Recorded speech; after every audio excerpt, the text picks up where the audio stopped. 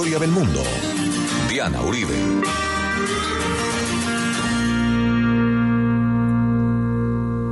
Buenas. Les invitamos a los oyentes de Caracol que quieran ponerse en contacto con los programas, llamar al 302-9559, 302-9559, o escribir al email info@lacasadelahistoria.com, info@lacasadelahistoria.com, o consultar la página web www.lacasadelahistoria.com, que en este momento está en una transformación de imagen y que la estamos alimentando diariamente para que se enteren y la miren, o a las redes sociales. Hoy vamos a ver el mundo de los gauchos y el movimiento obrero en Argentina. La vez pasada estábamos viendo el esplendor de Buenos Aires, el modelo de desarrollo, la arquitectura de la ciudad, los cafés, los sitios de variedades, los vodeviles, las grandes casas, o sea, toda la magnificencia de la ciudad de Buenos Aires y lo que es el tango como la gran banda sonora de ese Buenos Aires de principio de siglo, y estábamos viendo, como decir, las luces de la ciudad. O sea, todo lo esplendorosa que esta ciudad se va poniendo y se va poniendo en el albor del siglo XX, que es un tiempo crítico para la historia de la Argentina, es un tiempo súper movido, el comienzo de siglo para los argentinos. Pues los argentinos son muy diversos, y de la misma manera que son de una forma, son de otra. Generalizar con ellos es complejo porque son muchas las argentinas que están surgiendo en este momento, y son muchos los diferentes escenarios históricos que se están dando. Entonces sí, todo el Buenos Aires fantástico, fastuoso, la París de la Plata, la ciudad más bonita de América Latina, todo eso es verdad y está pasando. Pero también hay unos costos complicadísimos porque el modelo es un modelo bastante bravo. Entonces, así como se va construyendo esta fastuosa ciudad, primero, no es para todos, hay mucha pobreza ahí. Pero segundo, el modelo de desarrollo de la Argentina, con los ferrocarriles que van atravesando las grandes extensiones de la Pampa y del norte, y con toda la manera como Buenos Aires va a agarrar el peso específico que va a tener de aquí en adelante, pasa que al atravesar los ferrocarriles, al empezar a cuadricular las tierras, al llenarlas de ovejas, al empezar la ganadería enorme, al empezar a exportar ovejas y empezar a exportar carne congelada, después cuando ya se invente la refrigeración, al empezar a exportar todo esto y llevarlo todo al puerto, un mundo va a desaparecer. Y ese mundo que va a desaparecer es el mundo del gaucho. Ese mundo libre de estos hombres de la Patagonia y de estos hombres de lo alto del Chaco, estos hombres que andaban libres por las praderas, ese mito del hombre libre que lo habíamos visto desde la mismísima fundación de la primera Buenos Aires, cuando los caballos quedaron salvajes por la pampa y los pueblos que estuvieron allá, los originarios, fueron libres durante mucho tiempo hasta que llegaron allá los mecanismos del progreso. Sin embargo, todos los renegados, como diría el personaje Inodoro Pereira de Fontana Rosa, todos aquellos que no engranan dentro de los modelos institucionales de la Argentina moderna van a estar viviendo en las inmensidades. Por eso estábamos empezando con Atahualpa Yupanqui, por eso estábamos hablando de los ejes de mi carreta, de andar y andar los caminos sin nadie que te detenga, de seguir y seguir la huella, porque estos son unas inmensidades inconmensurables.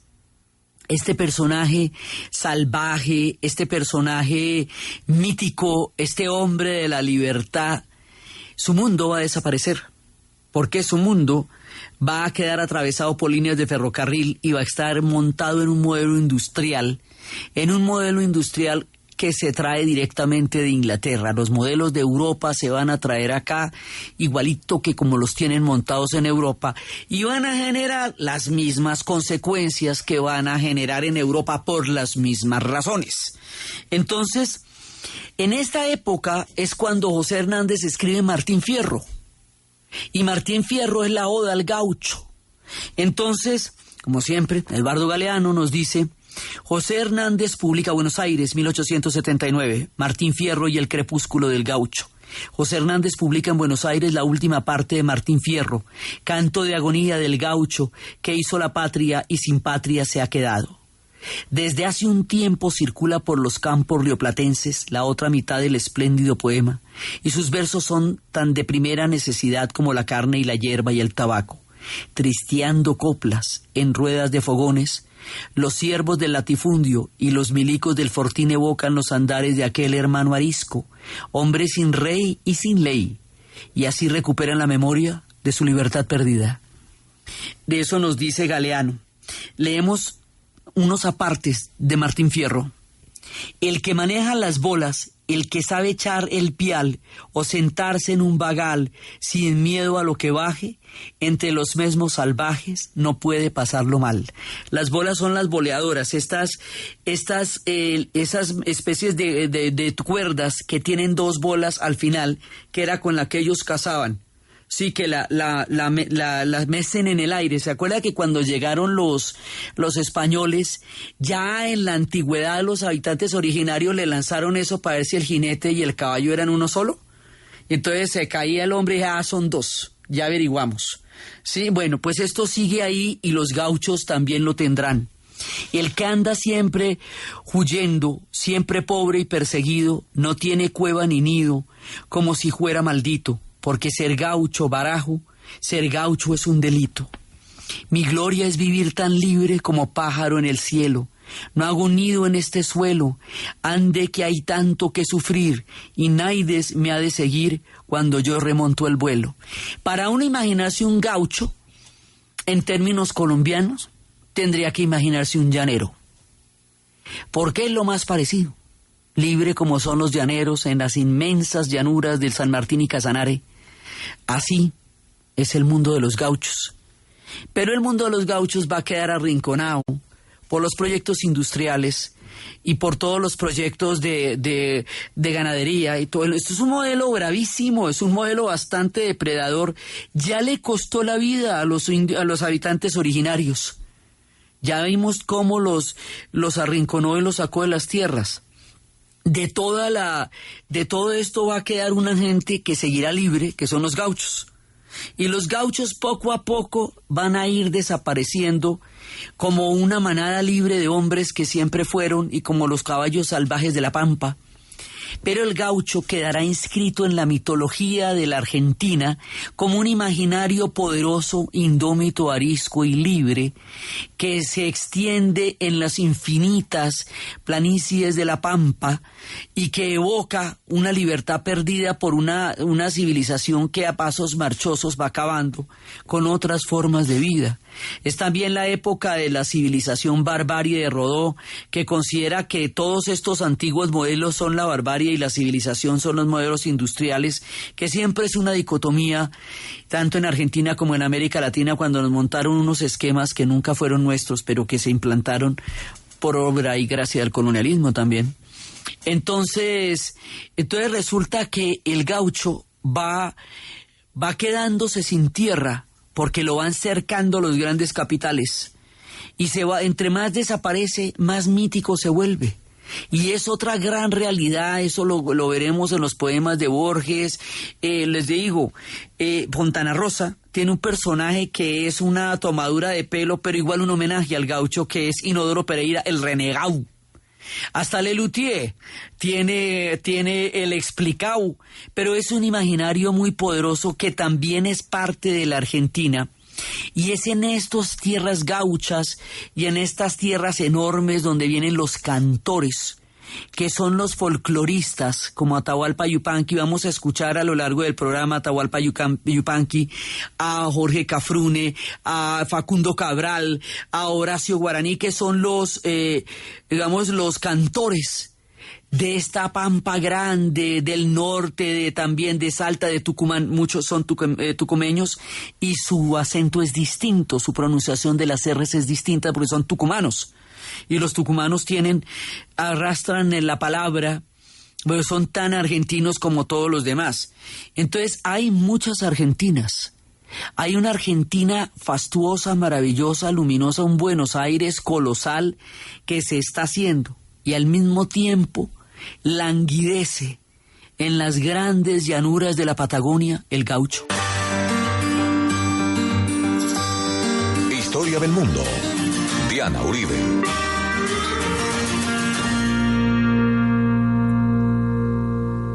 Entonces lo que pasa es que el modelo que se va a importar en la Argentina es exactamente el mismo modelo que está pasando en Inglaterra, que está pasando en Francia y que está pasando también en Viena. Estos son los mundos industriales y los mundos industriales generan una gran cantidad de riqueza para pocos y una cantidad de pobreza para muchos. Entonces hay muchísimos obreros que están construyendo este mundo industrial y no participan de los beneficios que ese mundo industrial produce. Y hay mucha gente en la tierra, en todos los campos, que ayuda a generar la inmensa riqueza de estas grandes extensiones ganaderas, pero que no participa de la riqueza de estas extensiones ganaderas. Entonces, este modelo va dejando un poco de gente por fuera, que es mucha. Sí, entonces nuestra Buenos Aires tiene 2 pisos. Tiene un piso alto, fastuoso, sensacional, divino, titinísimo, encantador. Y tiene un piso de los desposeídos, de toda la gente que no va a estar incluida en este modelo y que lo está trabajando y que lo está generando. Entonces, este modelo es el que hace que Inglaterra, por ejemplo, siendo ya en este momento la dueña del mundo, porque estamos en el pico del Imperio Británico, tenga un nivel de pobreza muy grande, que era el que Dickens contaba de los niños en la época de la Revolución Industrial, y que en Francia también hubiera una pobreza endémica, y que en la Viena de Wittgenstein, tan fastuosa como fue en tiempos de la Belle Époque, donde París era una fiesta y la Viena era la gran capital, hubiera gente viviendo en los árboles en medio de los inviernos.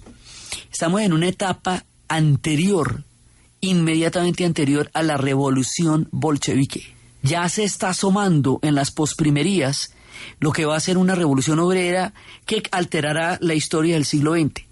Esta conexión que tienen los argentinos con los europeos hace que todos los movimientos que se estén dando allá se den también en la Argentina, porque el modelo es el mismo, porque la gente que vino huyendo de esas grandes brechas de pobreza pensó que en la Argentina no sucederían, y en la Argentina también van a suceder. Entonces, así como muchos emigrantes van a lograr convertirse en comerciantes y entrar en este boom de la ciudad que se expande, otros muchos no. Otros muchos quedarán en la pobreza y también tendrán una vida durísima, como la que tenían en Europa, y esos van a tener una historia diferente. Entonces, esto tiene muchas miradas y tiene muchas diferentes formas de entenderse, porque lo mismo que tenemos ese esplendor, también tenemos estas miserias. Y lo mismo que hay una Argentina tan fastuosa y tan grandiosa como la que estábamos contando y contamos la vez pasada, hay una Argentina excluida. Y si no hubiera una Argentina excluida, no hubiera existido en el futuro como existirá el peronismo. Porque ¿de dónde van a salir sino de todos estos que quedaron rezagados de la riqueza que ellos mismos ayudaron a generar? Entonces, mientras tanto, en Europa hay una ebullición de ideas muy poderosa. Mientras tanto, en Europa está surgiendo el sindicalismo, en Europa está surgiendo el anarquismo, y el anarquismo está surgiendo de la mano de Proudhon y de la mano de Kropotkin en Rusia, y Malatesta, que también en Italia estuvo un tiempo en la Argentina. Entonces hay una tendencia histórica que es el anarquismo, que habla de una abolición gradual del Estado. O sea, el anarquismo no cree en el Estado, no cree en ninguna forma de autoridad. y va a ser una parte de las ideas que van a estar en ese momento circulando. Hay otros que son los socialistas, se está formando el socialismo. Hay otros que son los marxistas teóricamente hablando, digamos los que están haciendo se están acogiendo a la interpretación que está haciendo Marx sobre el mundo industrial en el cual vivió.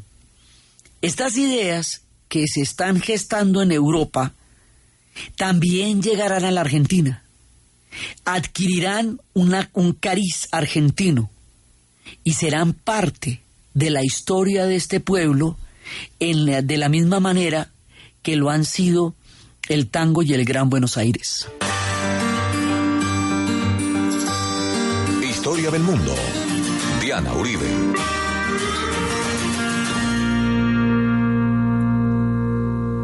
Con los pobres de la tierra van llegando las ideas de todo lo que está pasando en Europa y se van a adaptar a la Argentina. Entonces van a llegar colectivos de alemanes socialistas y anarquistas que van a crear partidos en la Argentina. ¿Por qué?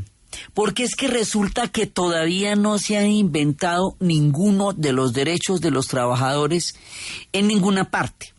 O sea, la gente no tiene festivos ni dominicales, trabaja 10 o 12 horas diarias, las edades de jubilación son entre los 65 años, pero de 10 horas de trabajo todos los días de la vida, sin domingos, sin festivos, sin nada de eso. Los niños trabajan más horas todavía, porque como sus manos son pequeñas, se les utiliza más en los telares. El trabajo infantil es absolutamente atroz porque es parte de la maquinaria que el mundo industrial va devorando. No hay servicios de salud ni servicios médicos para toda la gente de todas las industrias, entonces mueren contaminados de todo lo que haya que contaminarse. Esto lo mismo en Escocia, en Inglaterra, en Argentina, en Chile, cuando estábamos en la historia del Chile. Esto está pasando en todas partes porque la maquinaria industrial no contempla sino su propia riqueza. Eso se vuelve como una gran rueda que va llevándose por delante en un engranaje enorme a todos los que hacen posible que se genere esa riqueza. Es en ese contexto y es en ese mundo anterior a cualquier derecho imaginable que surgen todas las ideas que llevan a la construcción de los derechos, porque cada una de las historias que se hacen de los derechos que existen se tuvieron que pelear. Eso no fue que dijeron, hombre, los trabajadores están como explotados. No, estos fueron movimientos enormes en el mundo entero. Por eso es que el tema del Día Internacional de Trabajo es el 1 de mayo. Y esto nos cuenta Eduardo Galeano, se llama La Tarántula Universal. Ocurrió en Chicago en 1886, el 1 de mayo, cuando la huelga obrera paralizó Chicago y otras ciudades. El diario Philadelphia Tribune diagnosticó: el elemento laboral ha sido picado por una especie de tarántula universal y se ha vuelto loco de remate. Locos de remate estaban los obreros que luchaban por la jornada de trabajo de 8 horas y por el derecho a la organización sindical. Al año siguiente, 4 dirigentes obreros acusados de asesinato fueron sentenciados sin prueba de juicio y se llamaban George Engel, Adolf Fischer, Alan Parsons y Augustin Spies. Marcharon a la horca mientras el quinto condenado se había volado la cabeza en la celda. Los 888 eran las 8 horas para vivir, 8 horas para trabajar y 8 horas para dormir. La jornada laboral de 8 horas. La jornada laboral de 8 horas costó los muertos de Chicago. Y esa misma jornada laboral la están pidiendo en Inglaterra y la están pidiendo en Argentina. Entonces, todo esto se vuelve, digamos, un movimiento mundial porque las circunstancias son las mismas. Entonces van a llegar los colectivos alemanes de exiliados alemanes, los Wehrwald, van a llegar los italianos anarquistas, van a llegar de todas partes todas las ideas que se reproducen en este tipo de modelos. Entonces, así se van a encontrar todos por allá y se van a ajustar a la idiosincrasia argentina. Entonces vendrán muchas ideas de lo que está pasando en Europa, pero esas ideas tendrán el sabor y las condiciones particulares de la Argentina. Se está armando un mundo enorme, enorme, con gentes de todas partes de la tierra, con ideas de todas partes, porque con los emigrantes van llegando las ideas de unas y de otras, porque los contrastes son absolutamente extravagantes, la fastuosidad de los grandísimos capitales que llegaron a generarse en esa época, las casas llenas de porcelanas chinas, jarrones de la dinastía Ming, de piezas de ébano, de toda clase de comercio del mundo entero que venía desde el Japón Meiji, que se habría enloquecido en esa época, hasta la China, que se deshacía en medio de la muerte de los 1000 pedazos y volaban toda clase de tesoros. Asimismo llegaban las lámparas de cristal adornando grandes salones, y mientras todo esto florecía y resplandecía, había una gran cantidad de gente que no tenía más que una situación completamente precaria de vida y de trabajo, tanto en el campo como en los cinturones industriales. En el campo los peones tenían unas jornadas de trabajo absolutamente grandes para generar esos enormes capitales de las ovejas, y en las ciudades los obreros tenían unas condiciones en la fábrica. Esto no existía la seguridad industrial, no existían los sistemas de salud, nada de eso. O sea, todo eso hubo que inventárselo poco a poco y a través de grandes movilizaciones en todas partes del planeta. Argentina, en tanto totalmente conectada con el mundo y con los modelos donde este tipo de cosas se estaban dando, pues va a tener lo suyo. Y ellos no solamente lo van a vivir, también lo van a cantar. Historia del mundo. Diana Uribe.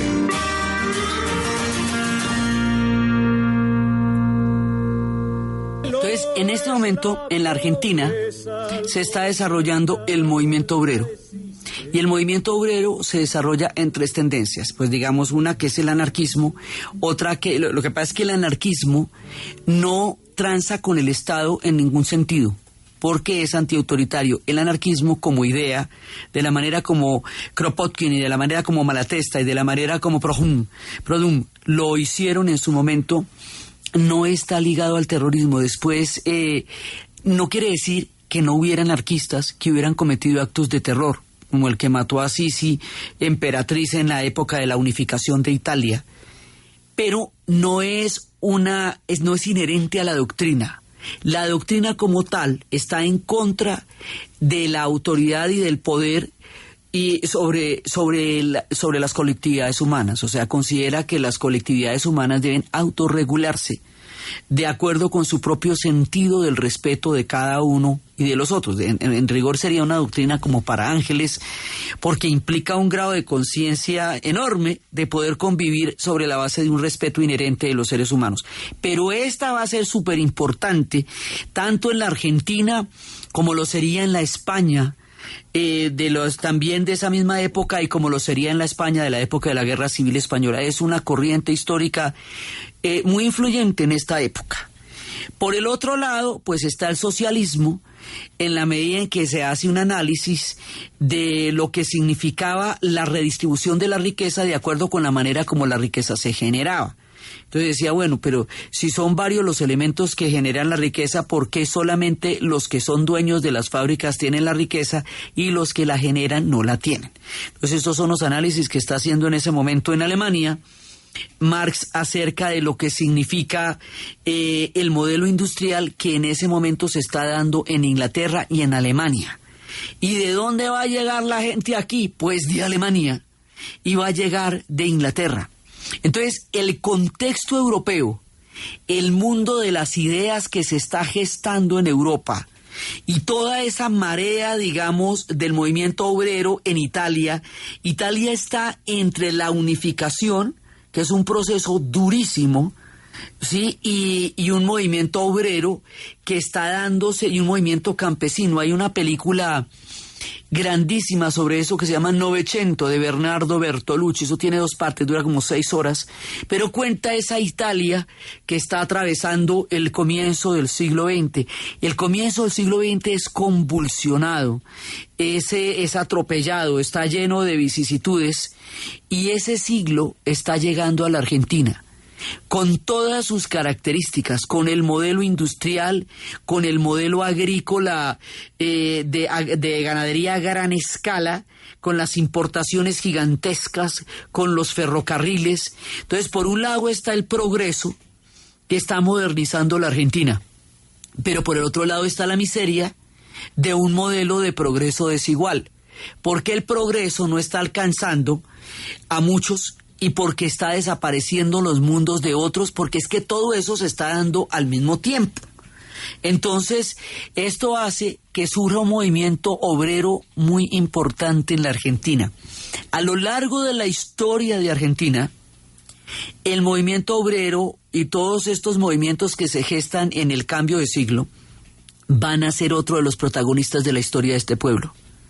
Y es importante tenerlos en cuenta, y también formarán parte de la identidad de la Argentina, y luego vendrán los tiempos de Irigoyen y más adelante llegarán los tiempos de Juan Domingo Perón, y es por todos estos descamisados que en el futuro Evita Perón alcanzará el nivel de popularidad y de mito, otro de los grandes mitos.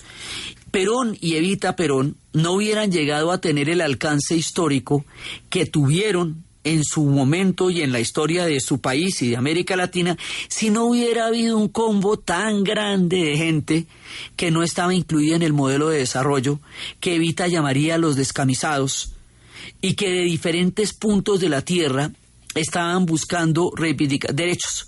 O sea, las 8 horas, los descansos dominicales, el derecho a la salud, el derecho, todavía ni siquiera se cuestionaba el trabajo infantil. Eso va a ser mucho tiempo después que se cuestione que a los niños no se les puede destruir en las fábricas. En Inglaterra, como en Argentina, los niños trabajaban en las fábricas hasta que ya de adultos no servían para nada.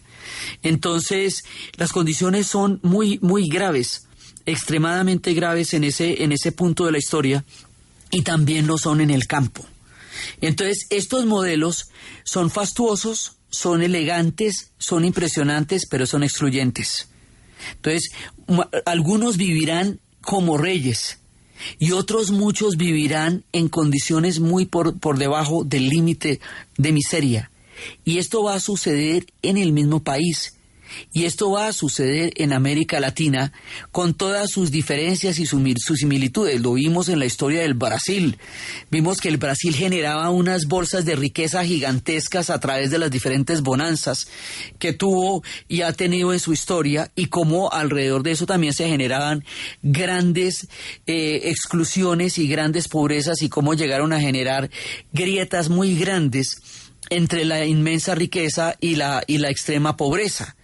Eso en el Perú lo vimos también de una manera muy, muy fuerte. En Chile lo vimos cuando la época del salitre y cuando llegan todas estas fábricas y todo eso. Entonces, estos movimientos van a ser reprimidos con unas matanzas muy grandes. Lo mismo en Argentina que en Chile. Entonces, la película para los chilenos era Actas de Marusia. La película para los argentinos es La Patagonia Rebelde. Pero es el mismo tema. Entonces van a tratar de buscar una vía electoral, la vía electoral les va a ser negada, van a tener movilizaciones y huelgas, y después de las movilizaciones y los huelgas los van a matar. Y después de que los maten en masacres bastante grandes y sistemáticas, tanto en la Patagonia como en los diferentes lugares donde se rebelaron, pues esas masacres van a generar más rebeliones, y esto va a ser otra constante de la historia de la Argentina. Entonces nosotros estamos armando una Argentina como una especie de mosaico, en donde se ven diferentes partes, ¿no? Se nos ve toda la parte del norte, las provincias norteñas que quedan rezagadas frente al crecimiento del Gran Buenos Aires, ese enorme Buenos Aires que terminó ganando la batalla por el predominio de la historia del país, y que tiene todos estos contrastes y todos esos encantos, sí, del tango y del oro, pero también tiene las exclusiones. La Patagonia inmensa, los gauchos que van desapareciendo, todo esto es Argentina también. Y por eso es que tienen folcloristas y tangueros y cantores de protesta y rockeros, o sea, toda esta diversidad de pueblos y de estados va dando diversidades musicales y culturales. Por eso también es que el mosaico musical de la Argentina es muy grande, porque tiene muchas historias que contar. Tienen que contar historias de la fatalidad de la vida, como en el tango. Tienen que contar historias de los pueblos que desaparecen, como la tierra de los gauchos. Tienen que contar historias de los movimientos que están reclamando la tierra, que están reclamando condiciones laborales dignas en las fábricas. Entonces, todo lo van a cantar. En algún momento, cuando estuvimos haciendo la historia de Cuba, veíamos que los cubanos cantan absolutamente todo. Los argentinos también. Todas sus expresiones, todas sus diferentes composiciones históricas, sociales, geográficas, culturales, van a cantarlas. Entonces a ellos se les puede seguir a través de la manera como han musicalizado todas las diferentes vertientes de lo que es esta diversidad histórica y cultural que es el país de la Argentina. La coge el siglo XX llena de cataclismos, llena de contrastes, llena de diferentes formas de vivir la Argentina. Muchos fueron buscando el sueño de una tierra segura que nunca se les dio. Muchos encontraron los sueños que buscaron, pero muchos no. Muchos prosperaron en las tierras de la Argentina próspera y en la Argentina fértil, pero muchos quedaron al otro lado de estos modelos, porque estos modelos están diseñados de una manera que unos van a tener unos beneficios gigantescos y otros van a quedar excluidos de los beneficios. Eso, digamos, es inherente a la aplicación del modelo mismo. Esto lo mismo en Viena que en Alemania, que en Inglaterra, que en Argentina. Eso sí no depende del Estado Nacional, sino del mismo modelo. Entonces, las ideas de esta época, el tiempo anterior a la revolución bolchevique y luego la revolución bolchevique misma, van a tener una influencia muy poderosa en la cultura de la Argentina, como la tuvieron en el Perú, lo vimos en la época de Mariátegui, como la tuvieron en Chile. Porque estos pueblos van a estar conectados con lo que está pasando en este momento en el mundo. Entonces, antes, durante y después de la revolución bolchevique, todos estos pueblos van a estar conectados con esas ideas, y aquí va a haber un movimiento obrero enorme, y ese movimiento obrero va a ser una constante. Y es con ellos que también van a ser un efecto dinamizador de la historia de la Argentina, lo mismo que también más adelante habrá movimientos estudiantiles muy tempranos en el siglo XX, lo que se conocerá más adelante con el nombre del Cordobazo, que es la primera gran movilización estudiantil del continente, que va a ser también en la Argentina. Es decir, aquí hay muchas historias que contar, porque están pasando muchas cosas. Es un país que está ebulliendo en su formación. Entonces, aquí en este punto, en la formación de esta otra Argentina, vamos a hacer un alto, una pausa de 3 programas, porque vienen los Olímpicos. Entonces vamos a estar escuchando las historias de las Olimpiadas, porque esto es cada 4 años. Tiene una importancia capital a nivel simbólico, porque es el encuentro de todas las diferentes formas de la Tierra para competir en unas justas que desde la memoria de los griegos han sido una manera diferente de relacionarse en el planeta, y sobre todo en esta época tan convulsionada. Entonces, vamos a pasar 3 domingos contando las historias de las Olimpiadas, y después vamos a retomar en los tiempos del Cordobazo esta parte convulsionada del principio del siglo en la Argentina. Y esta parte la vamos a terminar con Mercedes Sosa, que nos va cantando cada tanto lo que va pasando en la Argentina. El tiempo del tango lo iremos retomando a medida que el tango va evolucionando como tal, porque estamos en todos los diferentes puntos en donde se va articulando la historia de la Argentina.